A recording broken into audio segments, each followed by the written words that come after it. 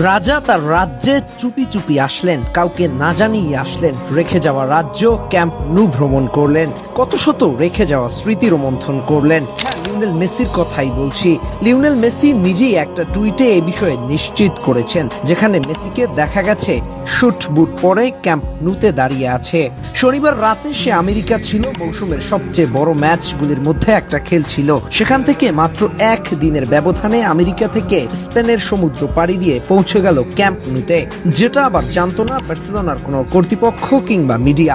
সে চুপচাপ গিয়ে ক্যাম্প নুর সামনে দাঁড়ালেন এবং স্টাফদের কাছে গিয়ে ক্যাম্প নুতে ঢোকার অনুমতি চান।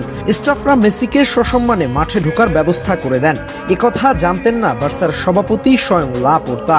তবে মেসির টুইটের পরে বার্সা জানিয়েছে, মেসি আমাদের ইতিহাসের অংশ, তিনি সব সময়ই বার্সার কাছে স্বাগত। আর এ নিয়ে বিশ্বজুড়ে বার্সা সমর্থকরা স্মৃতি রোমন্থন করছে। কেউ কেউ লিখছে, ঘরের ছেলে ঘরে ফিরে এসেছে। তবে মেসির আফসোসের জায়গা আছে, তিনি বার্সেলোনাকে এমন ভাবে বিদায় বলতে চায়নি। তিনি বলে, আমি বার্সেলোনাকে নিয়ে যেভাবে স্বপ্ন দেখছিলাম তেমন ভাবে শেষটা করতে পারিনি। এই কথার ভিতরে লুকিয়ে আছে আক্ষেপ, একইভাবে বার্সেলোনার প্রতি ভালোবাসা। বার্সেলোনা